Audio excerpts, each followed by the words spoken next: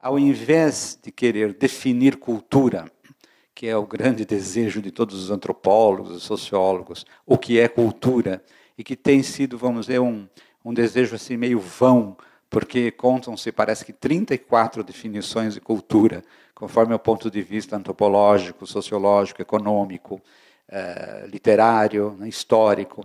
Então, essa procura é vã. É muito difícil definir cultura na medida em que a palavra hoje adquiriu uma dimensão e uma latitude. Fala-se de tudo, né? Então, tudo é cultura. A brincadeira, vamos dizer, não só cinema é cultura, mas também lixo é cultura, e assim por diante. Começa a se usar isto abusivamente, a palavra cultura passa a ser um sinônimo quase de modo de viver, modo de ser. Então, ao invés de procurar uma definição única, que de alguma maneira abraçasse todos esses componentes, eu preferi falar a vocês sobre experiências pessoais, ou experiências comunitárias, ou experiências coletivas, mas experiências que de alguma maneira eu vivi, eu conheci de perto, para, a partir delas, como se a gente estivesse diante de várias faces de um cristal, né? As várias faces de um cristal, você pode ver tudo ao mesmo tempo e dar um nome ao cristal, geralmente um nome geométrico, e pode olhar cada uma das faces, cada um dos lados, e iluminar os vários perfis, para só depois, né, indutivamente, você inferir alguma coisa comum. Então, a minha hipótese fundamental é esta. Cultura está ligado à experiência. Só existe cultura realmente quando vivemos determinadas experiências, quando o nosso cotidiano é pensado. Então, cultura, de uma maneira genérica, seria a experiência pensada, a vida pensada. Tudo aquilo que nós fazemos de maneira espontânea, ou por herança biológica, ou por fatalidade social, e que não é objeto de nossa reflexão, fica aquém da cultura. Nós vivemos cotidianamente, né, preconceitos, vivemos cotidianamente opiniões, temos necessariamente que administrar o nosso cotidiano, que cada vez nos solicita mais, né, dada a sociedade em que vivemos, sociedade competitiva. Então, nós vamos vivendo, não é? Vamos vivendo sem refletir, sem um momento de pensar o que é que está acontecendo, né? O que é que as pessoas estão falando, o que significa isso. Essas perguntas, quando feitas e quando aprofundadas, acabam resultando em cultura. Então, para mim, um homem culto seria, dentro dessa ordem de ideias, aquele que, além de viver espontaneamente, que não pode deixar de viver na sua vida orgânica e a sua vida social, além de viver os seus hábitos todos, né, que constituem o seu cotidiano, tem aquele momento de reflexão. Pergunta, o que é isso? Como isso acontece? Né? Poderia ser diferente? Quer dizer, coloca às vezes dúvidas sobre comportamentos dele próprio ou do próximo. Aí começa, me parece que começa aí, quando existe uma reflexão sobre o cotidiano e sobre as próprias experiências, começa aí um caminho que leva a uma determinada face da cultura. Estou falando um pouco abstratamente. Agora, a partir de agora, eu vou dar alguns exemplos. As experiências seriam, vamos dizer, às vezes relatos, encontros com pessoas, frases que elas disseram e que me marcaram, a mim ou a outras pessoas. E eu acredito que os conceitos de cultura que a gente quiser, vamos dizer, formular, ficariam mais concretos, mais vivos, né, se nós refletíssemos sobre essas experiências. A primeira experiência eu a fiz muitos e muitos anos atrás, quando eu terminei meu curso de letras na Faculdade de Filosofia. Eu recebi uma bolsa do governo italiano para estudar em Florença. Então, eu fiquei um pouco na dúvida, porque eu tinha acabado de fazer um concurso para professor secundário, e a única vaga que existia era a cidade de Tambaú. Eu não sabia onde era Tambaú, mas não havia jeito, porque eu tinha sido alocado para lá. E eu ia me casar nessa época. Eu fiquei na dúvida, o que eu faço? Vou para Tambaú ou vou para Florença? Dúvida cruel, não é? Mas Florença venceu, né? Felizmente. Então eu fui para Florença. Bom, não é preciso dizer que foi aquele encantamento, não é? Florença é a cidade matriz, né, do Renascimento, todos sabem disso. Mas, do ponto de vista prático, do ponto de vista, vamos dizer, do cotidiano, ela era uma cidade muito desconfortável. Nós estamos mais ou menos no final dos anos 50, começo dos anos 60. A Itália ainda vivia uma escassez de pós-guerra. Ela não tinha entrado na sociedade de afluência, na sociedade de massas, na sociedade mais rica que aconteceu depois dos anos 60 e 70. Florença era uma cidade assim fria, né? Muito acanhada, e independente da beleza, vamos dizer, estupefaciente dos seus monumentos, ela tinha, vamos dizer, ela não tinha atingido certos melhoramentos da vida prática que nós já conhecíamos no Brasil, porque o estilo do brasileiro se amolgou muito rapidamente a certas formas do cotidiano norte-americano, né? E os italianos da época ainda não, era muito, muito tradicional. Então, o que acontece? Eu fiquei com a minha mulher, recém-esposa, né? Ficamos no 6º andar de um edifício junto ao Lungarno, que tinha sido lugar para os cavalariços de um conde chamado Serristori. Ficava ao sopé do Piazzale Michelangelo. E esse lugar, o que eu fiquei vivendo na casa, ficamos vivendo na casa, num apartamento de uma viúva de romance, aquelas que são avarentíssimas, né? Mas não havia outro jeito, tínhamos que estar lá pelos parcos recursos da bolsa que eu tinha que administrar. Então, o que acontece? Não havia elevador, você tinha que subir, não é? Aqueles 5 andares, numa escuridão absoluta, porque não era iluminado, então você ia subindo as escadas e com medo, né, de tropeçar, até que disseram, não, o senhor compre um lumitino, quer dizer, uma coisinha, uma espécie de menos do que uma lanterninha, e o senhor vai subindo, né, os degraus até lá. Chegando lá, eu verifiquei que uma coisa assim absolutamente essencial para um brasileiro não existia. Ela não tinha chuveiro. O banheiro não tinha chuveiro. É bom para quem estuda história da arquitetura verificar essas modificações, né? O banheiro não tinha chuveiro. Então, eu tinha aquele mau hábito brasileiro, né, de tomar banho com frequência, né, que eles não desconheciam, né, e até achavam irritante, né, essa ideia de que era preciso tomar banho sempre, né. Então eu disse à senhora da casa, falei, se sem chuveiro, onde é que vamos tomar um banho? Eu falei para ela, né. Ela falou, não tem importância. O senhor anda uns 8 quarteirões, né, e perto da estação Santa Maria Novella, o senhor tem um lugar chamado Diurno, o senhor pode tomar um banho tranquilo lá, né. Eu falei, eu vou andar 8 quadras, né? Nesse frio, era já um inverno, no começo das aulas, em novembro, né? Eu disse, é muito incômodo. O que fazer, então? Ela disse, bom, então eu resolvi instalar um chuveiro. Eu mesmo instalar um chuveiro naquela casa. Aí ela ficou muito preocupada, a senhora Franquina. Ela disse, o senhor vai espalhar água aqui? Onde vai parar essa água? Ela falou. Porque a casa não tinha ralo, o banheiro não tinha ralo. Sabe? Dizem que a FAO não tem, eu acho que é maldade, né? Não tinha ralo. Eu falei, será possível? O que eu vou fazer? Falei, é muito fácil. O senhor toma banho dentro de uma tina grande, não é? Embaixo do chuveiro.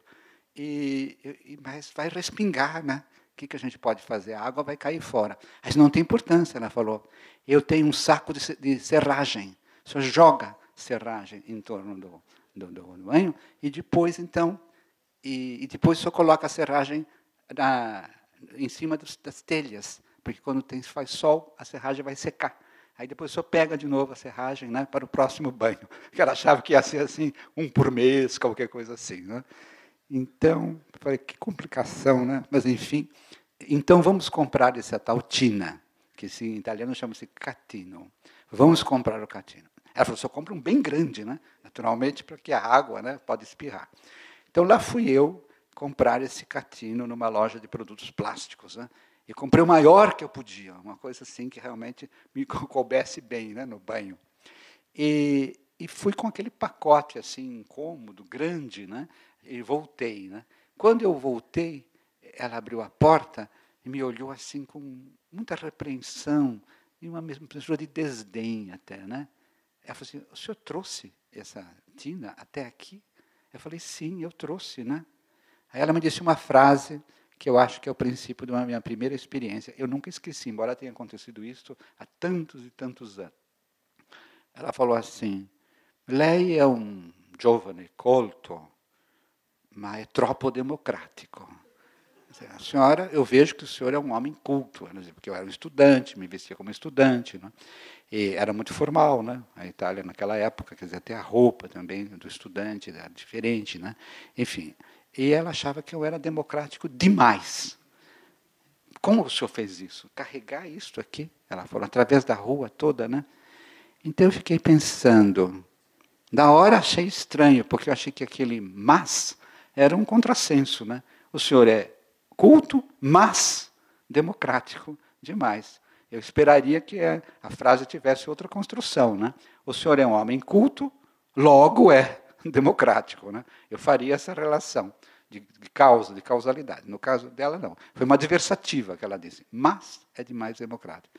Então, eu comecei a pensar, além de ter estranhado, né, tudo aquilo que ela disse, não tinha outro jeito mesmo, né? Acabei tomando banho no Catino, mas eu fiquei pensando, o que está acontecendo na cabeça dessa senhora? Né? Por que ela me disse essa frase? Essa frase tinha duas cláusulas, né? Uma cláusula principal e uma coordenada adversativa. A primeira era, o senhor tem cultura, porque ela falou disso, assim, dessa maneira, o senhor tem cultura, como se eu tivesse realmente alguma coisa diferente dos outros, ou tivesse um objeto, uma cultura era uma coisa que ela pensava como um objeto, ou um conjunto de objetos, entende? Que eu tivesse me apropriado deles, por isso eu era culto. Então eu era uma pessoa diferenciada, uma pessoa que tinha cultura. Há as pessoas que não têm cultura. Então ela fazia uma divisão de águas, né? Aquelas pessoas que têm cultura, e as pessoas que têm cultura não carregam bastiões pela rua. Isto é, na cabeça dela, que devia ser uma cabeça formada, quem sabe, ou já não direi desde a Idade Média, né? Mas o que a gente pode chamar de um capitalismo atrasado. A gente pensa que só o Brasil teve capitalismo atrasado. Isso é uma coisa falso isso, né? Todas as nações, a história de periferia deve ser revista, né? Praticamente as pessoas pensam que só a Inglaterra e a França são o centro e todo o resto do mundo é periferia, né? Então, e o Brasil então ficaria bem mais longe desse centro, né? Mas deixando de lado isso, que seria uma outra discussão, centro e periferia, que tem, vamos dizer, envenenado muito as noções de cultura, né? Porque são noções assim muito drásticas. Deixando isso de lado, o fato é que ela tinha na mente dela, havia uma classe de pessoas que não poderiam fazer certos trabalhos braçais. Então, não poderiam publicamente, pelo menos, no caso, levar coisas pesadas. Vejam que havia dentro da cabeça dela uma distinção de classe, né? De classe, e não só de classe do ponto de vista estritamente econômico, na verdade, mas de estamento, de status, vamos usar uma palavra weberiana no caso, né? Não só de classes assim muito economicamente formadas, mas também de estratos, como o Weber usa com bastante sutileza. Então, o meu extrato, independente de eu ser um pobre estudante, né, que realmente não podia pagar nada mais do que um quartinho de uma viúva, independente dessa minha posição precária, né, do ponto de vista econômico, eu tinha certas qualidades, e essas qualidades eram qualidades que me impediam de fazer certos trabalhos. Então, isto é um primeiro ponto de reflexão. Se muitas pessoas, ainda hoje, independente da maneira muito rústica com que ela me tratou, ainda consideram a cultura como algo que se tem, em primeiro lugar, a gente tem objetos, tem livros, tem discos, né? E tem casas maiores, tem espaços maiores em casa, enfim, tem muitas características próprias, né, de uma classe média alta, ou enfim, de muitas pessoas que conseguiram obter cultura. Então, a cultura é algo que se obtém, como se obtém uma mercadoria. E essa visão é uma visão que, por assim dizer, dissocia a cultura de uma vida democrática. Porque nós podemos imaginar que uma vida democrática não deve haver uma separação tão drástica entre os que podem e os que não podem carregar pesos, os que podem e os que não podem fazer trabalhos braçais. Mas ela fazia essa distinção. Então, a primeira reflexão que eu quero ter é negativa. Isto é, uma visão em que a cultura é definida como posse de determinados objetos, tanto objetos tecnológicos como hoje, como objetos propriamente simbólicos, né? Uma definição dessa natureza é uma definição que colide com a ideia da democratização da cultura, porque ela, por assim dizer, persegue uma diferença, que é uma diferença muito forte, e é preciso, então, que um estudante universitário, no caso vocês, né, ou um professor universitário, ele fique muito atento para ele não cair nessa trampa, nesse preconceito, segundo a qual a cultura dá direito a certas mordomias, digamos assim, entre as quais não carregar pesos, né? Então, a nossa sociedade capitalista tem esse conceito reificado, né? Reificado. A cultura é realmente uma mercadoria. E, às vezes, isso é dito assim com a maior espontaneidade, né? Quando, por trás disso, você tem realmente uma atitude profundamente reacionária. Então, o que acontece por exemplo, no caso da arquitetura que vocês estão vivendo, não é? Uma das ideias que eu acho que tem que ser aprofundada é justamente da pluralidade, da plurifunção ou não dos espaços. Uma cultura da pobreza, isso não quer dizer que nós estejamos idealizando, estou apenas analisando. Uma cultura da pobreza aceita que haja plurifunções, né? Isto é, que não haja só uma sala específica para se ouvir música, só uma sala específica para receber as pessoas, só uma sala de jantar, e assim vai se multiplicando, não é? Em que realmente os elementos de cozinha sejam totalmente separados dos elementos do convívio social. Enfim, já se formou, é muito profundo em nós, a ideia de que uma boa casa é uma casa em que cada espaço tenha a sua função. É claro que isto é o contrário, vamos dizer, de uma cultura democrática. A cultura democrática é plurifuncional. Não por necessidade, porque no caso da pobreza, a plurifunção vem realmente da escassez do espaço, né? Mas por uma filosofia mesmo de vida, pela qual tem que se admitir que as funções não devem ser drasticamente separadas, né? Mas elas são pela rotina, elas são pelo mercado, e cada vez serão mais, porque quer-se imitar um certo estilo de vida em que haja o espaço da comida, o espaço de dormir, o espaço de estudar, o espaço de ouvir música, e assim por diante, e até o espaço pelo espaço. Quer dizer, é aquilo que a gente vê às vezes em certos lugares, em certas casas, que a pessoa entra na sala de estar e tem um espaço muito grande, vazio, né? Ela fica sentada assim no sofá e outra pessoa fica lá longe, não é verdade? É verdade que ela pode se comunicar por celular, mas, em todo caso, essa distância, na verdade, é uma distância espacial que é magnificada. Há arquitetos que acham bonito que haja o espaço pelo espaço. Também atrás disso há uma ideia reificada de cultura. O valor é o quantum de espaço que se pode, vamos dizer, dispor. Então, a cultura passa a ser algo reificado, espacializado, o que é próprio mesmo da burocracia também.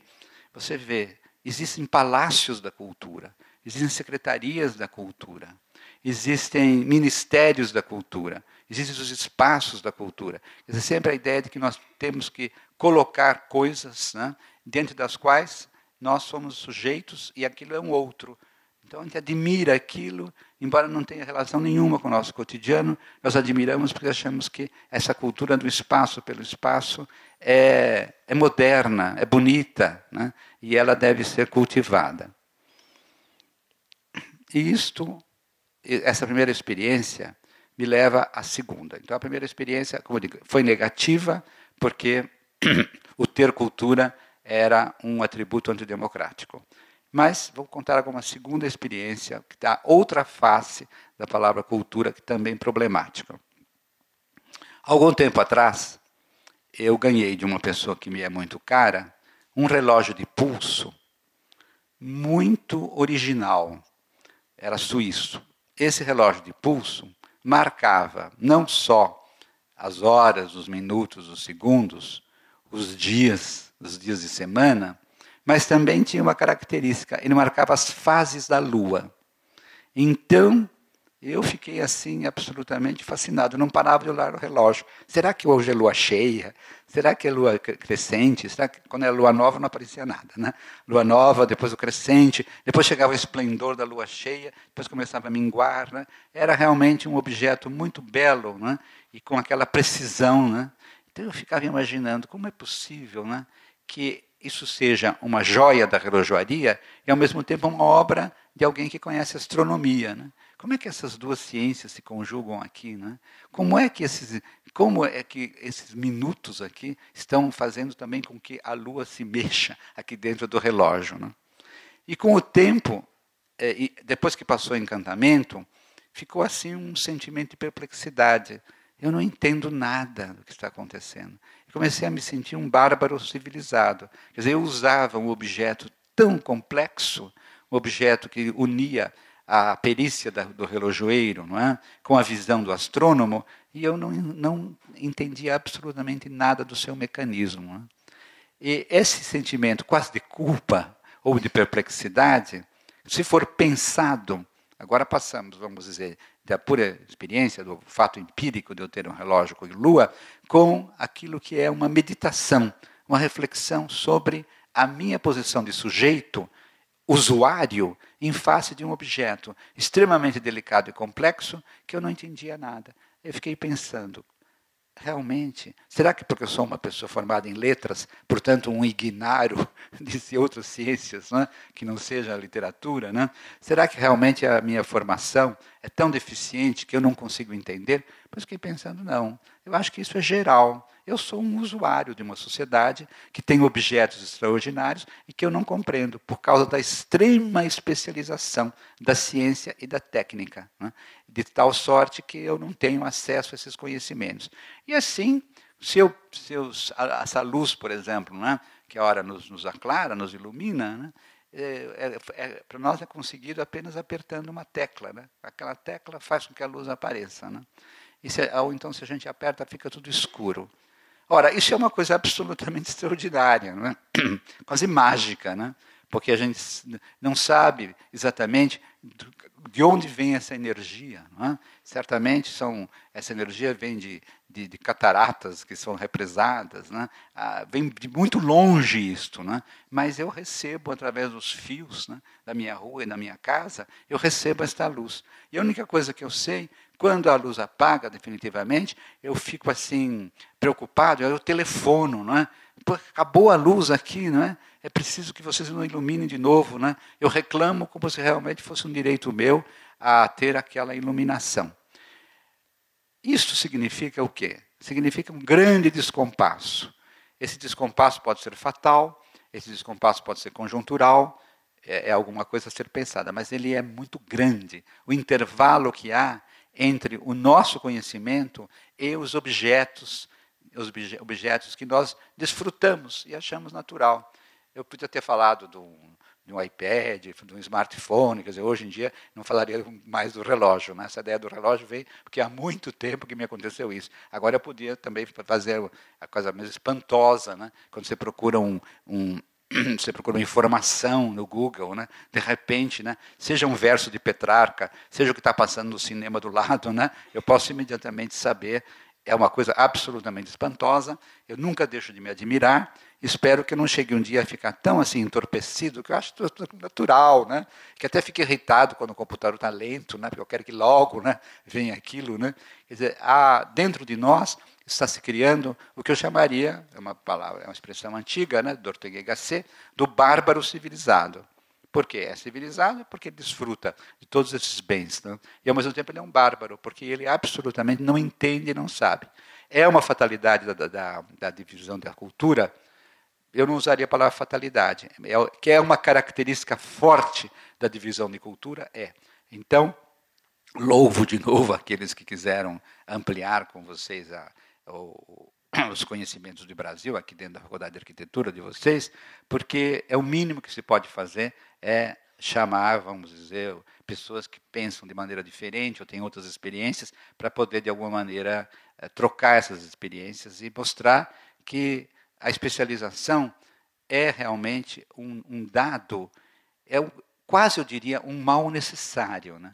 Porque não é possível que a pessoa saiba tudo, e muito menos que ela tenha conhecimentos específicos, né, de cada setor da sua vida e da vida material, sem dúvida. Mas, se é necessário, nem por isso deixa de ser um mal, porque com isso nós nos transformamos realmente em usuários, até viciados, né?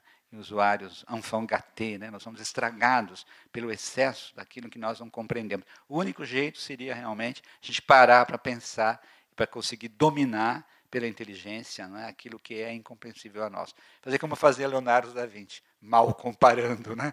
Ele ficava olhando os pássaros, ele queria entender como era possível que aquele ser se equilibrasse no ar, né? Então, todos os estudos dele, que se podem imaginar, numa época, começo do século XVI, em que os conhecimentos, vamos dizer, mecânicos ou geométricos eram bastante rudimentares para a nossa especialização. Mas ele não conseguia, vamos dizer, parar de olhar constantemente aquelas formas voláteis, né? E então a gente percebe que, sem os conhecimentos matemáticos e físicos que nós temos, né, ele procurava descrever, ao menos, o impacto da asa sobre o ar. Eu acho que, mal comparando, não é? Muito mal comparando, eu acho que a gente devia aprender um pouquinho, né, a contemplar. Não é uma contemplação passiva, é uma curiosidade que tira de nós, sobretudo, esse entorpecimento em que nós vivemos. Eu fico muito preocupado, converso às vezes com pessoas amigas, etc., com, vamos dizer, a rapidez e futilidade com que as pessoas passam de um assunto a outro, né? Então, elas realmente não têm um momento de reflexão, e é preciso resistir a isso e pensar. É claro que isso vai criar em nós hábitos muito diferenciados em relação a outras pessoas. Vamos ficar até um pouco esquisitos, né, se nós começarmos a pensar demais, né, sobre as coisas que nos acontecem. Mas acho que é uma forma de redenção. Então, um segundo pensamento é este, não é?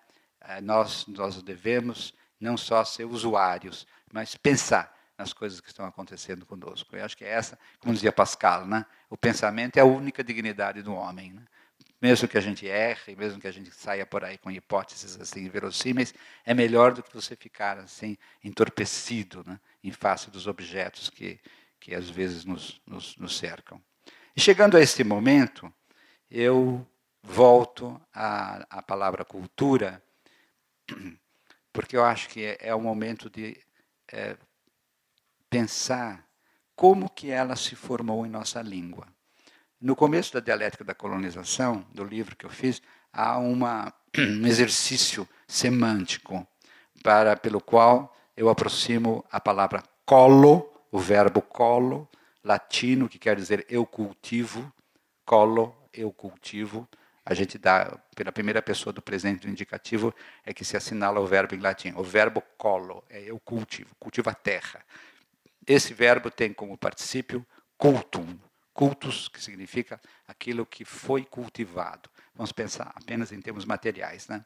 E desse mesmo cultus, que é uma forma do passado, do particípio passado, se extrai o particípio futuro. Culturus, cultura, culturo. Aquilo que vai ser cultivado. Então vocês veem, não estou fazendo nenhum malabarismo verbal. Colo, cultus, cultura. São três palavras que na língua latina, nas raízes latinas, estão assim amarradas, quase como presente, passado e futuro. Colo é presente, eu cultivo a terra agora. Culto é aquilo que foi cultivado, né? Tanto no sentido físico, como mais tarde no sentido espiritual, culto religioso. E depois, culturus, é um adjetivo em latim, que significa aquilo que vai ainda ser cultivado, objeto de cultura. Eu acho muito assim significativo e muito expressivo isso dentro do mesmo verbo. Ora, isso significa o quê? Que no inconsciente linguístico latino, romano, no inconsciente linguístico, essas coisas estão ligadas. E a ideia de cultura é a última que aparece. Culturus, cultura, culturo, é particípio futuro. O primeiro é o presente colo, porque é um povo de raízes agrárias, povo romano, não é? Quer dizer, a urbanização veio tardiamente. No começo, Roma era realmente toda a região do Lácio era uma região de cultura material, e cultivava-se trigo, provavelmente uva, enfim, era um lugar de cultura da terra. Né? E isto eu faço, em geral, uma oposição a como os gregos pensavam. Assim como os romanos pensavam a cultura tendo como raiz o verbo colo, eu cultivo, de onde saiu colônia também, mas aí são derivados que não convém agora aqui explorar. Mas, assim como os romanos partiam da ideia de cultura como um futuro de um verbo cujo presente é eu cultivo a terra, os gregos usavam uma palavra que corresponde mutatis mutandis, né? A palavra paideia. Paideia, cuja raiz é paidos, que quer dizer criança. Então, embora a gente possa fazer até uma certa isonomia aqui, né? Assim como o homem cultiva a terra, e dessa cultura da terra sai a cultura, vamos dizer, simbólica, assim também, no caso dos gregos, a criança que é, vamos dizer, o objeto primeiro, né? É aquilo que vai ser extraído da criança. A criança vai ser educada. Educado quer dizer puxar para cima, né? Vai ser educada até chegar ao adulto, e ela só será culta quando ela atravessar a paideia, que é o conjunto de conhecimentos que se deve dar a uma criança e a um adolescente também. Para nós é mais simpática essa derivação, né? Essa derivação grega, que é centrada na pessoa, é centrada na criança, daí pedagogia, pedagogo, assim por diante, pediatria, são todas as palavras derivadas que têm como centro a criança, paidos. Ao passo que a outra, a visão pragmática e muito dura, que é a visão romana, a cultura realmente é aquilo que se faz possuindo, escavando a terra, arrancando de alguma maneira da terra os bens. Né? Só depois disso é que se pode pensar em um projeto futuro de cultura, tanto que a palavra culturos é posterior, também no tempo, essa formação do particípio futuro. Ora, o que nos deve ensinar isso, além, vamos dizer, do aspecto linguístico, que é tão interessante, é que a cultura não é uma soma de objetos, como aparecia na primeira vez, que a cultura me dava um halo aristocrático pelo qual eu não poderia carregar bastiões. Né? Não é um soma de objetos e de espaços, né? Em que estão os tais objetos culturais, mas ela é um trabalho. É um trabalho, porque tanto no caso latino como no caso grego, é, há o esforço. Né? Quer dizer, a cultura é o esforço a partir da natureza, mas não é deixar a natureza no seu curso. Né? Realmente, ela precisa ser domada, aproveitada, ou então levada a frutificar através das podas, por exemplo. A ideia de que é preciso cortar para que o excesso não prejudique o fruto. Enfim, a velha arte da agricultura, que talvez seja a mais antiga das artes, certamente é uma arte romana, não é? É aquela que considera que o trabalho é fundamental. Evidentemente, tanto a sociedade romana como a sociedade grega eram sociedades escravistas. Então, lá também havia quem trabalhava e quem não trabalhava. Não podemos esquecer o contexto político-social dessas duas culturas extraordinárias, né, que tanto nos legaram. Mas eles não nos legaram abstratamente a ideia de trabalho. Elas nos legaram também a divisão social do trabalho. Mas, independente disso, quer dizer, que seria realmente outro discurso, o discurso, vamos dizer, do domínio da natureza feito pelo operário, o opus, pelo que trabalha. Independente disso, existe, vamos dizer, a componente do trabalho como algo importante que nós podemos herdar sem receio, porque a cultura realmente para nós é o estudo, né? A cultura é a pesquisa, tudo isso é trabalho. Quer dizer, nós não aprendemos a coisa sem esse esforço todo. Quem escreve sabe que uma das torturas, né, do escritor é passar da inspiração, da imaginação, da sensibilidade, daquilo que realmente produz a obra de arte, para a obra. Né? A obra. A obra ela é feita de trabalho e frequentemente de cortes, que pode parecer até uma visão repressiva. Né? Quer dizer, é preciso cortar Graciliano Ramos, que é um dos 3 ou 4 maiores escritores brasileiros, sem dúvida, Graciliano Ramos, escreveu um romance chamado Angústia. Talvez vocês tenham conhecido esse romance. E ele escreveu esse romance Angústia, mas não conseguiu limá-lo, porque ele foi preso, né, enquanto o livro estava em cima da mesa, mas aí chegaram, vamos dizer, os esbirros, né, e o levaram para a prisão. Vocês sabem, quem leu as Memórias do Cárcere sabe como foi assim brusca a prisão de Graciliano Ramos. Muito bem. E ele deixou esse livro. Acontece que isso em Alagoas, né? Mas no Rio de Janeiro, um editor e um poeta muito admirador de Graciliano Ramos, Augusto Frederico Schmidt, né, que tinha também uma visão comercial muito rápida, ele achou que não podia ficar aquilo. Ele soube que tinha sido preso Graciliano Ramos e soube que o livro tinha ficado em cima da mesa. Então, imediatamente, ele telegrafou para a família de Graciliano e disse: eu quero editar esse livro que Graciliano escreveu, deixou lá em cima da mesa. E aí foi editado A Revelia de Graciliano. Graciliano não pôde limar o livro, como ele gostava muito de cortar, né? A tortura do estilo que ele tinha. Não é? Muito bem. Então, muito mais tarde, quando falaram dessas obras, ele dizia: eu renuncio à Angústia. A Angústia é meu pior livro. Mas por quê? Porque para escrever bem, ele dizia, a gente precisa cortar 2/3 daquilo que faz. Escreve e depois corta 2/3. Eu não pude cortar, né? Então ficou um livro muito ruim. Eu acho que foi um engano de Graciliano, porque a Angústia traz o delírio de um criminoso, e a gente não pode cortar o delírio. O delírio precisa ser realmente alguma coisa prolixa, abundante, redundante. Né? Se ele tivesse cortado, seria um delírio muito peado. Né? Felizmente, ele não pôde cortar. Mas isso é outra conversa. Na concepção dele, era preciso cortar pelo menos 2/3. Né? E parece muito, né? Parece muito, né? Sobretudo para os prolixos, né? Que sempre acham que tem que dizer mais alguma coisa. Né? E Graciliano achava que não se devem explicar as personagens têm que aparecer, têm que falar, tem que ter uma descrição sumária, concisa, no velho estilo realista francês, que ele admirava muito, né? Do Zola, do Flaubert, do Maupassant, mas não se deve, assim, de alguma maneira, entressachar o texto com muitas considerações que desviam a atenção do leitor. Ele era um escritor cuja poética era do conciso. Né? Mas isso é apenas para exemplificar que, realmente, os escritores, quase todos os grandes escritores, eles têm esse momento de trabalho. Né?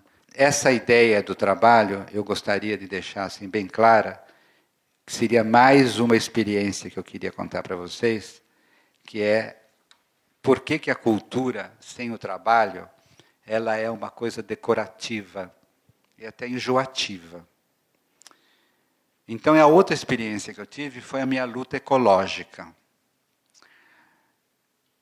Eu morava numa cidade, na periferia de São Paulo, chamada Cotia.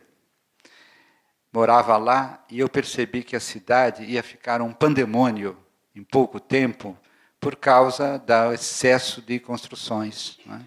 Mas mesmo assim, como o ecologista é sobretudo um alucinado, né, que não para, né? E nós, os grupos das comunidades, alguns grupos ligados à igreja, inclusive, resolvemos lutar contra essa situação. Mas o nosso argumento sempre era o argumento ambiental, né? Ecológico, sobretudo em relação às usinas poluidoras. Havia usinas, havia curtumes, havia usinas de perfume, fábricas de perfume, e que realmente exalavam, né, um odor pestífero, né, por toda a região.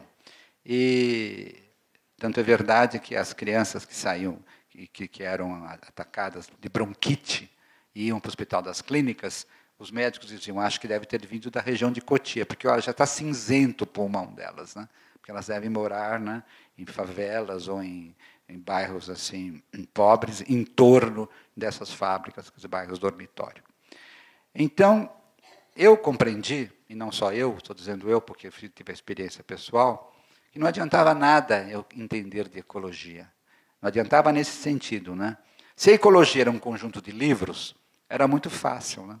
Você comprava 5 metros de livros de ecologia, estudava. Você ficava assim, cheio de informações, né? De toda a natureza, biológica, química, né? E social também, no caso dos ambientes urbanos. Né? Tudo aquilo, por assim dizer, entumecia dentro de mim e dentro dos meus colegas. Nós ficávamos assim, cada vez mais desesperados, porque sabíamos muito, né? Sabíamos muito, mas o nosso conhecimento não era cultura. Porque aquelas ideias que nós tirávamos dos livros, alguns livros extraordinários, que já havia uma bibliografia farta sobre o assunto, aquelas ideias eram aquilo que o John Dewey, filósofo norte-americano que eu admiro muito, John Dewey, pragmatista, ele chamava de ideias inertes. Ele achava que a educação tradicional, ela realmente transmitia ideias numerosas, conceitos, mas eram inertes. Quer dizer, eram ideias que não moviam as pessoas para, de alguma maneira, modificar a realidade circundante e não moviam a cabeça das pessoas. Elas ficavam repetindo, ficavam pessoas pedantes, porque elas sabiam muita coisa e a todo momento estavam expondo, né, aquilo que elas sabiam e citavam livros, bibliografias, assim por diante, o que dava desespero, porque eram pessoas que não faziam absolutamente nada, além de citar e de ler. Bom, então, para evitar que a cultura, isso não era cultura, era uma pseudocultura, cultura livresca. Então, começamos assim a agir. Como agir? Em primeiro lugar, é falar com o prefeito. Então, ela dizia, Cotia vive por causa dos impostos, ele dizia, né? As fábricas são essenciais, né? E as imobiliárias também, elas que trazem o progresso e assim por diante. Ou por ideologia, ou por interesse, ou pelas duas coisas juntas, ele seria o nosso inimigo. Então, vamos bater nos vereadores, porque existe o poder executivo e existe o poder legislativo, como a gente sabe. Então, o poder legislativo. Aí todos os vereadores nos recebiam gentilmente e diziam a mesma coisa. Não, mas o nosso prefeito é que tem razão. Se a gente for atrás dos senhores, não vai ter progresso nenhum. Isso aqui vai ficar um atraso insuportável, diziam, né? Cotia vai ficar na rabeira de todas as cidades do estado de São Paulo. Então, vamos procurar quem? Vamos procurar os deputados, Assembleia Legislativa de São Paulo. Eu, particularmente, fui 85 vezes à Assembleia, peguei aquele ano só para isso, né? Para ir em cada gabinete, aqueles gabinetes do Palácio da Nova de Julho, não é? E apresentar um projeto que foi feito pelo nosso grande geógrafo Aziz Absaber, morador em Cotia também, que nós incomodamos o máximo para fazer um projeto contra as usinas nucleares, as usinas poluidoras, as fábricas poluidoras. Ele conhecia o assunto a fundo, né?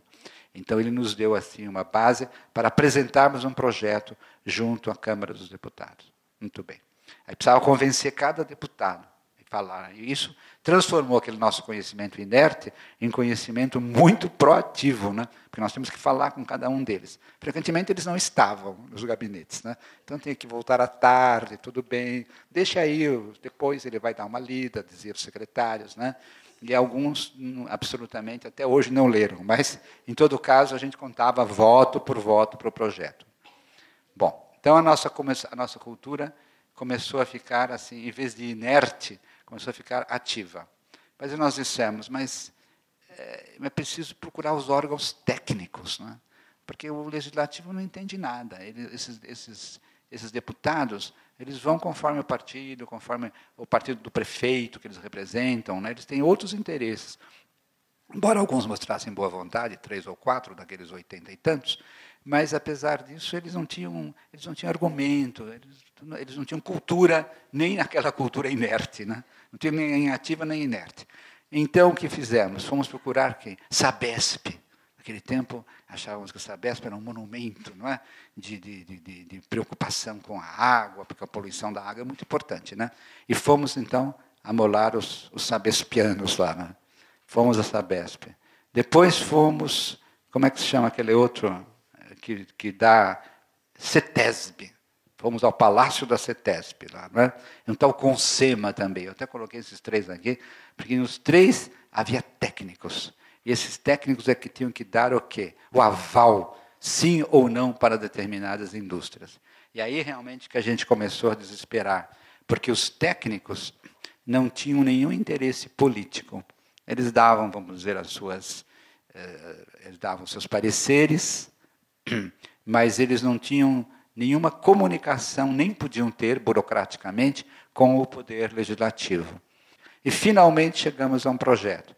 O projeto foi levado à Câmara Legislativa, um projeto, vamos dizer, da Grande São Paulo. Existia naquela época uma Secretaria de Negócios Metropolitanos, que não existe mais, né? Que congregava São Paulo e as cidades da Grande São Paulo. Existia uma figura, uma secretaria, um secretário. Então, essa pessoa, o que ela fez? Junto ao governo do Estado, ela fez com que o nosso projeto fosse arquivado. Então, foi uma sessão terrível na Câmara, né? Porque os prefeitos levaram os operários, também alguns operários de algumas firmas, para dizer: queremos poluição, não queremos fome. Eles vinham assim com as bandeiras, né? Queremos poluição. Os operários que tinham sido aliciados pelos donos das fábricas e pelos prefeitos e por esse senhor. Então, o nosso projeto foi, num momento assim, muito dramático, que nós levamos todas as comunidades, ele foi arquivado. Então, o que acontece? É uma história triste essa, né? Não deixa de ser uma história triste.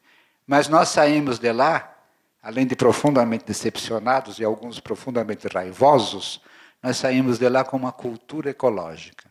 Nós sabemos que agora, quando se fala em ecologia, não é uma brincadeira, na verdade. Não é mais uma ciência tão bela, né, interdisciplinar, que congrega biologia, geografia, química. Né? Realmente é uma belíssima ciência e que só nos últimos anos é que está realmente chegando a um nível conceitual. Nós soubemos que aquilo é apenas um começo. Sem esse trabalho, a ecologia não funciona. E os processos vão ficarem muito, muito tristes com a história. Nós conseguimos que a Câmara dos Vereadores, que estava presente lá também na Assembleia, que ela fizesse um projeto que não tivesse, nenhum prédio tivesse mais de 4 andares. Isso foi aprovado lá. E também que algumas empresas poluidoras fossem controladas e fechadas. Embora fosse muito parcial aquilo que nós conseguimos, não foi totalmente em vão. Mas, voltando ao nosso assunto, ter cultura ecológica é muito trabalhoso. É o que eu posso dizer. Quer dizer, não adianta você dizer: eu gosto muito das árvores, nunca vou derrubar uma árvore, não é? Adoro ecologia, olha quantos livros que eu tenho aqui de ecologia, sempre leio isto, né? Isto é uma ingenuidade, é uma luta, e uma luta às vezes feroz, mas que nos abre a cabeça. Depois de pouco tempo, eu fiquei conhecendo, eu sentava nos gabinetes dos deputados, eu dizia para eles: vocês têm livros aqui? Nossa biblioteca é maravilhosa. De fato, a biblioteca não sei se vocês já consultaram, a biblioteca lá da Câmara, da Câmara dos Deputados, do Parlamento, né, nosso, é uma biblioteca espantosa, extraordinária. Então, eu ficava lendo aqueles livros todos, fiquei com uma cultura inerte imensa, não é? Mas, ao mesmo tempo, eu vi como a legislação brasileira é perfeita. Realmente, ela é uma coisa quase divina. Leis federais, leis estaduais, leis municipais, são compêndios enormes de leis ecológicas. Se qualquer uma daquelas leis fosse realmente atuada e fosse respeitada, o Brasil seria um jardim. O que há de legislação, não é?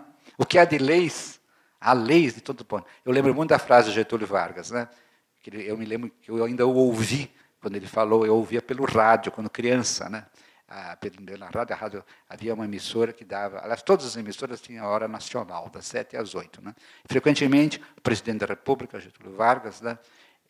Isso antes, pouco antes do suicídio dele, em 53. Eu era, vamos dizer, um adolescente e ficávamos ouvindo. Né? Eu me lembro dessa frase que depois ficou antológica. Ele dizia: as leis, ele dizia, né? Aquela pronúncia dele meio gaúcha, as leis foram feitas para serem obedidas. Depois ele parou um pouquinho, ele disse: a lei, ora a lei. Ele falou, parou. E essa frase ficou: a lei, ora a lei. Né? Com uma expressão muito triste para mostrar que leis existem, né? Mas, como dizia Dante, num texto do Inferno, le leggi ci sono, ma chi può manadesse? Um verso da Divina Comédia. As leis existem, mas quem põe a mão nelas? Ele diz isso no Inferno, né? No Inferno. Então, essa é uma experiência. Eu não sei se eu já passei longamente do meu tempo e os angélicos já vão partir daqui, né?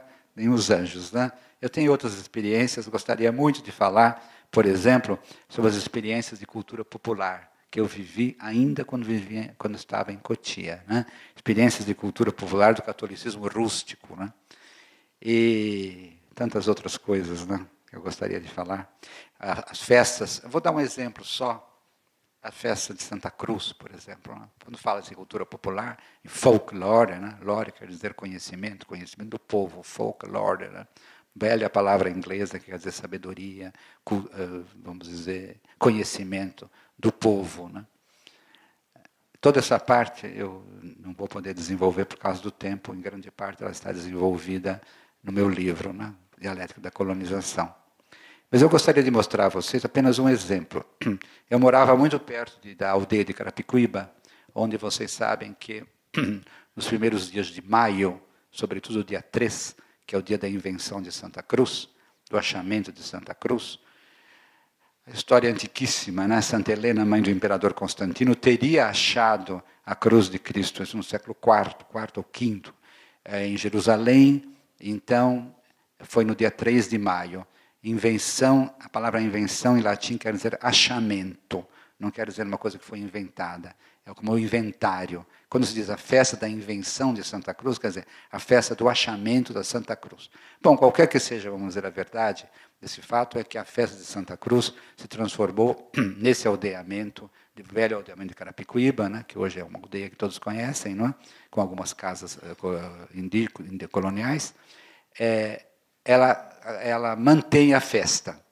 Mário de Andrade ia sempre lá, é uma das festas mais belas, né, do nosso folclore. Festa de Santa Cruz. Eu queria mostrar a vocês, ela é uma festa do que a gente pode chamar folclore, no sentido mais rigoroso da palavra, porque são umas famílias antigas que repetem sempre as mesmas danças, repetem as mesmas palavras, algumas quase incompreensíveis para nós, mas, enfim, aquilo é uma tradição muito forte e que tem sido retomada anualmente. E eu, morando lá perto, né, quase podia ir a pé, fui assistir a isto. E fiquei assim, muito impressionado, né, porque é uma dança indígena, e as danças indígenas são assim duras, quer dizer, não há, vamos dizer, muito movimento do corpo, né? Algumas partes do corpo elas são assim, elas são muito sóbrias, né? Não existe movimento, por exemplo, das cadeiras, não existe movimento são aqueles passos, aqueles bem regulados, eles avançam até a cruz, voltam, avançam e voltam, cantando e tocando naquelas rabecas, alguns instrumentos diferentes, tipo zabumba, né? E a gente percebe que aquilo realmente já foi inteiramente introjetado, porque ele é feito sempre igual. Eu estava admirando, de alguma maneira, né, assistindo assim, a essa festa e, sobretudo, a essa dança de Santa Cruz, quando chegaram muitos ônibus turísticos dessas faculdades de turismo, né, que mandaram todos os seus alunos assistir à festa de Santa Cruz, talvez para fazer um trabalho de aproveitamento, né? Então, vamos lá ver o que é o folclore real, né? E aqueles ônibus todos paravam lá e desciam, né? Acontece que essas faculdades, que eu chamo de subcultura, digamos, né, ou de turismo, né, elas estão assim já frequentadas, sobretudo nesse período dos últimos anos, em que as pessoas tiveram mais acesso às faculdades, né, houve um verdadeiro estouro de matrículas em todas as faculdades, e principalmente, às vezes, nessas faculdades, como dizer, de menor nível, né? E então eu percebi pela maneira de vestir, né? A gente percebe pela cor também que eram pessoas assim de origem mais humilde que faziam essas faculdades, essas que desciam dos ônibus, né? Muitos mulatos, mulatas, e que desciam. Quando eles viram a festa, a dança de Santa Cruz, que é aquela coisa muito cadenciada, né? O que acontece? Eles começaram a dançar. Elas ficaram assim tão emocionadas, né? Começaram a dançar e rebolar, que é alguma coisa que o índio jamais faria, não é verdade? Mas as nossas mulatas sabem fazê-lo com graça e arte, né? Então elas dançavam, rebolavam, cantavam como se fosse um samba urbano, aquilo que era uma música que eu tive a dificuldade até de classificar, porque era uma dança ritual de Santa Cruz. E estavam todos juntos, e todos iam atrás da cruz, voltavam, faziam todos os movimentos, só que com movimentos corporais completamente diferentes, né? Porque era outra cultura. É aí que eu, refletindo depois, né, pensei, existe realmente, na cultura brasileira, uma inter-relação forte. Eu estava vendo um fenômeno de cruzamento, né, nos meus olhos. A cultura de origem indígena e jesuítica, que tem aquela certa dureza solene, né, e a cultura, vamos dizer, cultura urbana ou suburbana daquelas moças e rapazes que vinham das faculdades de turismo, que é uma subcultura urbana, mas elas, de alguma maneira, representavam uma tradição, vamos chamar remotamente afro-brasileira. Então eu via a tradição cabocla, do catolicismo rústico, que é o catolicismo da Santa Cruz, e de um lado, e do outro lado eu via o samba urbano afro-brasileiro. Isso é um exemplo, vou terminar com ele, infelizmente eu teria muitos mais, mas o tempo está passando mais depressa do que eu desejaria, para mostrar que quando a gente fala em culturas brasileiras, mesmo quando a gente fala em cultura popular, uma palavra muito ampla hoje, né, nós podemos meditar um pouco, refletir um pouco sobre os movimentos corporais e também a sonoridade que os envolve. Né? E aí a gente vê que não existe uma cultura única. Né? Mas esse é um dos exemplos possíveis, e com isso eu termino. Queria falar longamente sobre cultura como memória, mas não vai dar tempo. Então, fica para outras conversas, se nós tivermos. Né? Muito obrigado pela atenção. Está repetindo. Muito bem. Então, é mais... Quem acha que passou de uma hora angelical, não precisa ficar, por favor. Mas é o seguinte. A memória, dizia Santo Agostinho, gosto muito de citar essa frase, Santo Agostinho foi o primeiro memorialista do Ocidente, né? As suas Confissões, esse livro espantoso, né? Ao mesmo tempo muito subjetivo, muito religioso. Esse grande livro que um dia espero que vocês leiam, As Confissões de Santo Agostinho. E essas confissões estão cheias de memórias, né? Memórias dele como adolescente, memórias dele como adulto, os seus pecados, as suas virtudes, assim por diante. Mas, num certo momento, ele diz, a memória é o ventre da alma. Eu acho isso uma definição corpórea muito concreta. Né? O ventre da alma é aquilo onde chegam os alimentos e é onde, de alguma maneira, esses alimentos são, digamos, trabalhados e processados, né? Próprio do ventre. A memória é isto para Santo Agostinho. É alguma coisa central na alma, né? Na alma humana, na psique, qualquer que seja a nossa definição de alma, ou pela psicanálise, se a gente quer falar em um ego, aí não vamos debater coisa. O fato em si é que a memória está no centro, não é? Um centro vivo. Né? E para a cultura, isso se torna cada vez mais essencial. Porque o que a memória faz para a cultura? A memória vai enriquecendo a história. A história que hoje felizmente, né, eu acho que é o centro das ciências humanas. Depois de algum tempo, primeiro a sociologia imperava, mas ela era muito redutora, embora muito rica, ela sempre reduz a certos paradigmas, né, as relações humanas. Depois veio a linguística, eu atravessei isso penosamente, né? A linguística dominava inteiramente as ciências humanas. A verdade é que ela tinha um gênio como Lévi-Strauss, mas a prática linguística afastava muito o estudioso da história e da subjetividade, ficavam aqueles esquemas. Bom, mas finalmente, nos últimos talvez 20 anos, não sei bem, a história recuperou a sua posição de matriz das ciências sociais. Ora, nesse momento em que a história voltou a ser não mais o patinho feio, né, das ciências sociais, mas aquilo que dá vida, dá os exemplos, né, aquilo que ressuscita o passado, como dizia Michelet, né, a história é uma ressurreição do passado. Nesse momento começou a haver o quê? O trabalho dos depoimentos, né, a história oral. A história oral, que nada mais é do que um exercício de memória, que é ativado pelo entrevistador no depoente.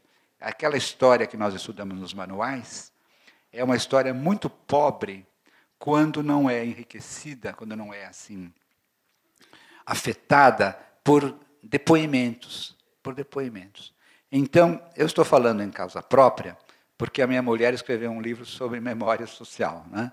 A Ecléia escreveu um livro Memórias de Velhos. Foi um livro pioneiro, porque o que ela fez? Ela estava interessada na memória da cidade de São Paulo, alguma coisa que afeta muito vocês. E na cidade de São Paulo, uma cidade que durante muito tempo foi ítalo-paulista, né? até os anos 30, mais ou menos, metade da população, até os anos 30 do século passado, bem entendido. A metade da população era de origem italiana. Então, como é que ela iria recuperar a memória disso? Ela entrevistou longamente, longuissimamente, 8 idosos de mais de 70 anos de idade que tinham vivido preferivelmente em São Paulo. Portanto, cuja memória ressuscitava os eventos paulistas, né? Desde a Revolução de 32, que marcou 30, 32, e depois tudo que vinha acontecendo depois, mais focalizado em São Paulo. Então, esses 8 depoentes, dos quais 4 homens, 4 mulheres, né? E alguns descendentes italianos, outros descendentes já de brasileiros antigos, esses depoentes, eles contavam a história do que tinha acontecido em São Paulo, dos eventos principais, mas contavam dos seus pontos de vista, do ponto de vista da sua classe, do ponto de vista também da sua experiência pessoal. Então, como que a cultura se faz assim? Como que a história se transforma em cultura? Se eu abro um livro de história, por melhor que seja, nós temos já boas histórias. Histórias de São Paulo menos, né? Mas histórias do Brasil, histórias abrangentes. Eu tenho uma narrativa. Essa narrativa, vamos acreditar que seja a melhor possível e que o autor seja assim, alguém que pesquisou realmente, foi aos documentos, foi aos jornais, e que ele tenha, vamos dizer, um conhecimento sólido. Mas é sempre uma narrativa, norteada por um ponto de vista, por um narrador que é o historiador, que se considera idôneo, que se considera imparcial. Embora eu não conheça nenhum historiador que seja imparcial, mas os historiadores se consideram imparciais. Eles estão assim, o dessus de la mêlée, quer dizer, acima de tudo, né? Onde eles veem a história passada. É uma ilusão, mas é uma ilusão produtiva, porque eles escrevem bastante, né? E, de alguma maneira, exercem o seu ponto de vista. Como é que esse ponto de vista pode ser enriquecido? Você tem uma história do Brasil, uma história de São Paulo, você lê aquilo, aqueles fatos todos, parecem que são a própria realidade, né? Se você é muito cético, você fala, mas isso são construções, né? Não há fatos, há construções. Chega a ser quase ao absurdo de achar que nada aconteceu, tudo foi criado e inventado pelo historiador, que eu acho que é uma tendência assim, negativa, que tem sido corrigida por um grande historiador italiano, Carlo Ginzburg. Escreveu livros extraordinários em que ele mostra que não, que a história tem indícios. Se não tem provas, há indícios de que aquilo aconteceu. Bom, mas, de todo modo, há um narrador e há um ponto de vista. Então, o que ela fez? Ela entrevistou, mas ela entrevistou de uma maneira livre. Ela não ficava perguntando, assim, para ficar aquela coisa batida, vai, pergunta, resposta. Não, ela fazia com que a pessoa contasse a sua vida. De modo que essas entrevistas acabavam sendo aquilo que elas devem ser, histórias de vida contadas pelos próprios sujeitos. Então, vejamos um acontecimento importante de São Paulo, que aconteceu em 32, a Revolução Constitucionalista de 32. Você abre qualquer livro de história, sabe que em 30 houve uma revolução em que Getúlio e os tenentes tomaram o poder e consideraram inválida a eleição que tinha sido feita, na verdade, porque, segundo eles, era uma eleição fraudulenta. Né? Acredito que tinham muita razão, né? Porque a eleição era aberta. A pessoa escrevia na hora aquilo, todos os fiscais viam em quem ela tinha votado. Né? E o que era, naturalmente, muito perigoso, né? Sobretudo em algumas cidades, né? Que tinham os seus chefes, tinham os seus caciques. Então, ai da pessoa que votasse contra. Né? Aquele votar aberto, né? Que poderia ser o mais democrático possível, os positivistas queriam que houvesse o voto aberto, porque diziam que era a consciência da pessoa. Mas a consciência está dentro de um corpo, e esse corpo pode apanhar também dos inimigos. Né? Então, o que acontece? Eu acho que tinham razão os tenentes. Eu sou muito, muito admirador da Revolução de 30. Já é um ponto de vista. Né? Acho que a Revolução de 30 realmente ela abalou isto. Não é? Depois converteu-se em ditadura, mas antes disso ela teve um período muito feliz, entre 30 e 33, 34, quando criou-se o Ministério do Trabalho, criou-se o Ministério da Educação, que não existia. Então, Getúlio, de alguma maneira, criou o Estado brasileiro novo. Bom, mas toda a classe política paulista, enraizada profundamente nos partidos republicanos paulistas, né, que tinha uma longa tradição política, ela se sentiu atacada, ela se sentiu de alguma maneira expropriada, porque o seu candidato não foi eleito. Não é? Foi eleito, mas foi, se pudesse dizer, não pôde tomar posse por causa desses gaúchos, o Getúlio e dos nordestinos também que se uniram a ele. Então, é muito polêmico isso. Né? Quando a gente lê a história, precisa saber realmente qual é o ponto de vista do historiador. Se ele acha que foi uma revolução, de 32 foi uma revolução grande, popular, ele vai exaltar, que acontece muito em São Paulo. Basta ver os desfiles de 9 de julho, na verdade. 9 de julho, que é um feriado paulista, não é? Em que, se a gente ouve os discursos, né, são discursos que remontam sempre à memória de 32, aos que morreram em 32, e não foram poucos que morreram. Né? Houve, vamos dizer, uma comoção popular. Embora a origem tenha sido de classe alta, que eram os cafeicultores, os bacharéis, aqueles que perderam o lugar com a Revolução, ela não deixou de ser uma revolução popular. Por exemplo, em casa, minha mãe, que era uma pessoa de origem popular, de origem italiana, ela tinha um anel, e nesse anel estava escrito: dei ouro para o bem de São Paulo.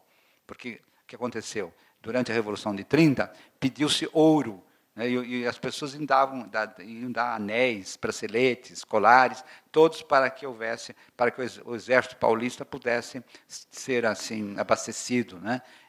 Nesse sentido, foi uma revolução. Pode-se falar que ideologicamente as pessoas estavam enganadas, porque elas estavam trabalhando para a classe alta, mas foi uma revolução popular. Nesse sentido, não uma revolução meio forte, né? Foi um movimento, né, popular. Muito bem.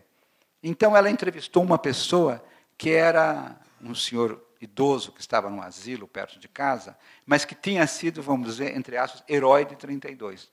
Ele dizia, quando ele contava a Revolução de 32, ele se levantava, na verdade, se levantava na hora que ele estava depoendo, ele se levantava, batia o peito e falava: eu vi a morte do Miragaia, do MMDC, eu fui o primeiro que vi. Né?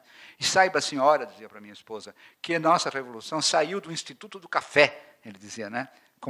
Ele, de alguma maneira, se autodenunciava, né? Mostrava que o Instituto de Café que estava, de alguma maneira, financiando. Mas ele dizia isso assim com paixão. Né? Era uma figura muito apaixonada, esse depoente. Muito bem. Então, naturalmente, ela registrou isso, e era uma parte da vida desse senhor, o fato de ele ter sido participante da Revolução de 32. Bom, mas entre os depoentes, esse era um paulista de 400 anos. Né? Entre os depoentes havia uma negra, uma velha, na verdade, chamada Resoleta, também foi entrevistada, e ela era cega.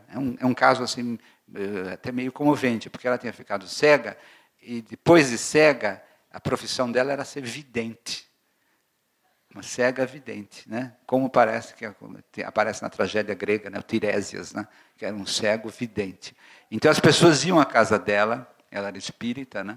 Iam à casa dela dizendo qual seria o futuro delas, né? E ela contava, né? Como se ela estivesse vendo, né? Enfim, era uma pessoa talvez visionária, mas paradoxo que ela era cega, quer dizer, uma coisa mental, a imaginação. Então é uma das figuras, vamos dizer, mais vivas, né? Mais vivas dessas 8 pessoas, a que tinha memórias assim mais pungentes, porque ela tinha sido filha de escravos, né? E viveu sempre junto com uma família rica, paulista, chamada família Junqueira. Então ela dizia: eu fui empregada das Junqueira de olho azul. Ela dizia, né? Acho que deve haver um ramo dos Junqueira que tem olho azul e outro não, né? Então eu fui Junqueira do olho azul, ela dizia, né? Então, o que a senhora lembra? E ela falou assim: bom, eu queria contar, ela falou, quando teve a Revolução de 32. Ela falou, eu era getulista, ela falou. Só que eu não podia dizer isso, né? Na casa, eu era cozinheira da casa, né? Eles iam me mandar embora se eu dissesse que eu era getulista. Eu ficava quieto, e tinha que, por cima, fazer comida para eles e para os soldados. Muito bem. Mas um dia eu vi que a minha patroa, ela estava assim. Vocês imaginam uma coisa cinematográfica, né? A patroa estava na sala e ela estava na cozinha. Mas ela gostava de dar uma olhadinha para o que a patroa estava fazendo, né? Então ela via que a patroa estava amontoando em cima da mesa ouro para o bem de São Paulo. Então eram anéis, eram braceletes, eram pingentes, né? Eram brincos, eram correntes, pendentifes, tudo assim amontoando aquele ouro todo, né? E havia um brinquinho assim, muito pequeno, meio quebradinho, né? Mas também ela punha lá, né? Então ela chegou para a patroa e falou assim: patroa, vou fazer um pedido para a senhora. Eu vou ficar velha, naquele tempo não havia aposentadoria, também foi uma conquista da Revolução de 30, mas ainda não havia. Eu vou ficar velha, eu gostaria, será que você pode me dar esse brinquinho? Esse brinquinho, porque aí quando eu ficar velha, eu vendo e posso ter, né, algum dinheirinho, né? Aí a patroa falou assim: não, ouro para o bem de São Paulo. Então ela viu que não dava certo, né? Continuou getulista até a morte, na verdade. Quando Getúlio se suicidou, ela refletia como muitas pessoas do chamado povão. Ele não se matou, não. Não foi suicídio. Foi o brigadeiro Eduardo Gomes que o matou. Coitado do brigadeiro, né? O brigadeiro era um homem do UDN, do partido contrário, na verdade. Eu nunca votaria no brigadeiro, mas era um homem de bem. Ele não matou Getúlio absolutamente, né? Mas ela tinha já essa ideia que era um tenente contra o Getúlio. Bom, então, o que acontece? Quem faz história tem que se enriquecer. São duas versões, ambas verdadeiras, né? O Abel era um herói de 32, ele vivia aquilo, né? E ela não, ela era uma vítima, vamos dizer, de uma classe social, né? Em que ela não podia receber nada, nem sequer aposentadoria. Então ela só poderia ser contrária àquilo, mas ela não podia dizer isso, por causa da situação em que ela vivia. Ora, então, resumindo, a memória, ambas as memórias, têm que ser respeitadas e fazer cultura, quem é culto hoje, precisa saber as duas coisas. Porque se não souber as duas coisas, ou fica, de alguma maneira, repetindo as glórias de 32, como a gente ouve em 9 de julho, no dia 9 de julho é o dia da repetição das glórias, ou então ele fica criticando, de alguma maneira, achando que aquele movimento não foi popular. E ele foi, ao mesmo tempo, popular e impopular. Quer dizer, a cultura é capaz de ver as contradições. A pessoa culta é capaz de observar as contradições. Pode depois tirar suas conclusões políticas, mas ela tem que ter um olhar que vê o sim e não de todas as coisas. Nesse sentido, a memória ela é o ventre da alma e também a memória é, vamos dizer, um ponto fundamental para a nossa cultura. Não sei se era a resposta, era essa, mas essa relação de memória com cultura parece que fica bem evidenciada, né, nas histórias de vida. Não, longe disso. O Aziz era o nosso consultor, na verdade. Nós tínhamos que apresentar um projeto, esse projeto tinha que ir na Câmara Estadual e tinha que ser assim esposado por alguém, que foi até um deputado que naquela altura, um deputado chamado Tonico Ramos, que tinha conseguido já que não houvesse o aeroporto lá em Caucaia. Então era um deputado com um viés ecológico. Então nós o procuramos, porque ele já tinha vencido a batalha. Eu fui a uma missa em Caucaia, rezada pelo nosso arcebispo Paulo Evaristo Arnas, que estava sempre ligado a esses movimentos, não é? Então aí eu vi como o movimento lá em Caucaia era um movimento comunitário e lá eles não queriam o aeroporto que ia destruir grande parte da cidade. Então, quando nós soubemos que esse deputado, Tonico Ramos, tinha, por assim dizer, esposado, ele tinha aceito ser o porta-voz, nós o procuramos. Agora, naturalmente ele pediu que a gente fizesse um projeto. Né? Ele não era um ecologista, também não era um habitante de Cotia. Então, nesse momento, nós, como digo nós, é uma comunidade, que eu não especifiquei, são comunidades que existiam em Cotia, algumas ligadas à igreja, outras ligadas aos sindicatos, não é? Outros da associação de amigos, de bairro. Era muito, nos anos 80 e começo dos anos 90, era muito vivaz esse tipo de participação, que decresceu muito hoje. Né? Infelizmente, não passou o projeto da nossa presidente, dos conselhos municipais, dos conselhos que, de alguma maneira, possam, de bairro, de distrito, né, eles possam também dar uma opinião. Eu acho que foi um mal que não tenha passado esse projeto, porque é muito importante que haja participação. Mas não há, e a Câmara, a última coisa que a Câmara Federal quer é que haja, porque são rivais, né? As pessoas que trabalham são rivais dos deputados. Mas, então, só para responder assim, pontualmente ao que você me perguntou, eu estava nisso, né? Tinha uma certa disponibilidade, então eu ia realmente às reuniões, mas antes disso havia constantemente a ligação com essas comunidades, com esses grupos de apoio, né, que eram numerosos na época, né? Foi uma época pós-ditadura em que houve, vamos dizer, um vento de democratização e se criaram assim muitas pequenas organizações que hoje estão meio espalhadas, talvez, pela internet, através das redes sociais, mas antes não, elas presencialmente estavam, né? Então a gente era muito convocado para isso, né? Eu apenas dei o exemplo em que eu estava, porque eu tinha essa disponibilidade e eu podia conversar. Mas é claro que cada passo nosso era dado depois dessas reuniões todas, né? E que congregavam, eu acho que mais ou menos, acho que no dia mesmo congregavam umas 50, 60 pessoas, no dia da votação. Né? Mas nós fomos literalmente massacrados no dia da votação, porque o prefeito, né, e o presidente da Câmara de Cotia, eles aliciaram operários, dizendo que a nossa campanha era contra as fábricas, era uma campanha, portanto, que iria prejudicar a vida deles. Então, eles fizeram essa... na Câmara foi um momento difícil, né, porque eles nos vaiaram, né, coisa assim. Então, o presidente da Câmara resolveu arquivar o processo, a pedido do... Eu acho que atrás disso havia o secretário de Assuntos Metropolitanos. Enfim, nós batemos a cabeça de frente de todas as instâncias políticas que a gente podia, vamos dizer, acionar, todas elas acabaram sendo aliciadas, né? Por isso que eu acredito muito, né, na diferença que se faz nos evangelhos entre mundo e reino, né? Quando eu leio os evangelhos, especialmente tem a grande tentação, né? Os primeiros textos do Evangelho, que o demônio leva Cristo no alto do morro, né? E uma das coisas que ele diz é isso: se prostrado me adorares, né? Tudo isso é teu, se prostrado me adorares. É uma coisa simbólica terrível, né? Quer dizer, o demônio é uma espécie de príncipe daquele mundo. Ele poderia até dizer a Cristo: se tudo isso será teu, como se fosse dele. Então, isso é o mundo. É o mundo. Você abre o jornal, você encontra violências de toda parte, regressões, barbáries, né? Isso eu chamo de mundo, como diziam os antigos teólogos. Contra o mundo, a teologia, e não só a teologia cristã, mas também um Walter Benjamin, que é um messiânico judeu, contra esse mundo ergue-se a ideia do reino. Reino, naturalmente, você pode ter fé ou não, mas é um reino de justiça, etc. Esse reino continua resistindo sempre. Perde muitas vezes, às vezes não, né?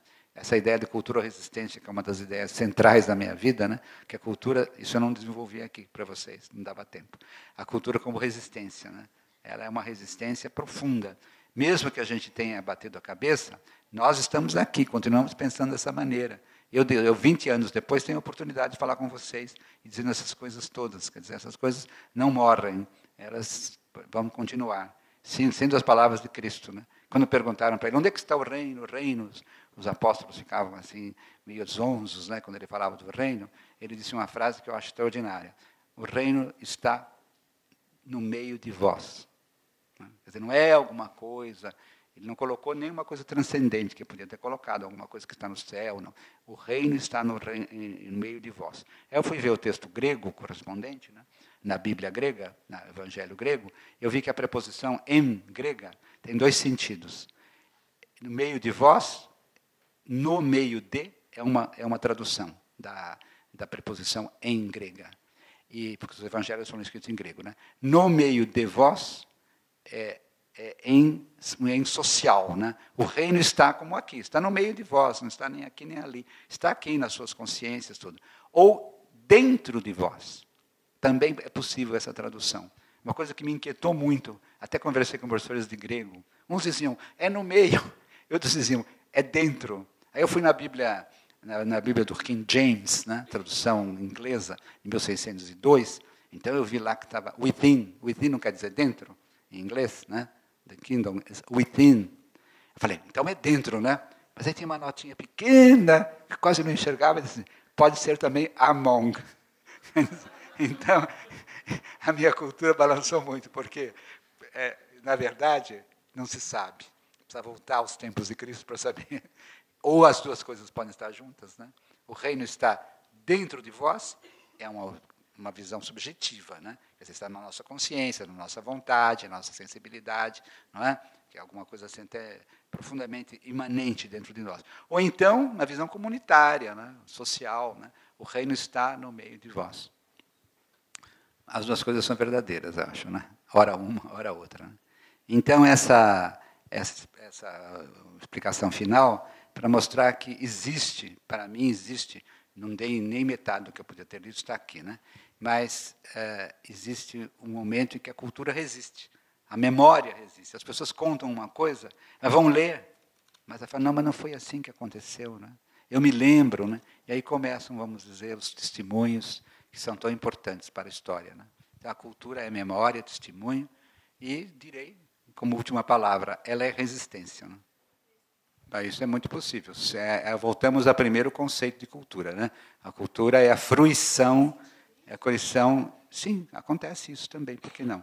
A cultura, porque nós continuamos na mesma sociedade, aquela senhora que disse que eu era tropodemocrático, embora, vamos dizer, uma forma drástica, essa cultura não desapareceu. As pessoas acharem realmente que quem leu sabe, né? Quem estudou sabe. Mesmo que tenha estudado por alto, né? Memória ficou assim, ficou na moda, né? Ficou um tema de moda, memória de tudo, não é verdade? Isso faz parte, sim, essa reificação vai continuar. E nós temos que resistir a isso, de alguma maneira. Resistir, vamos dizer, aprofundando a nossa memória. Né? É preciso que nós tenhamos aquele momento e lembrar. Para isso, a gente precisa ter um pouco de experiência. Né?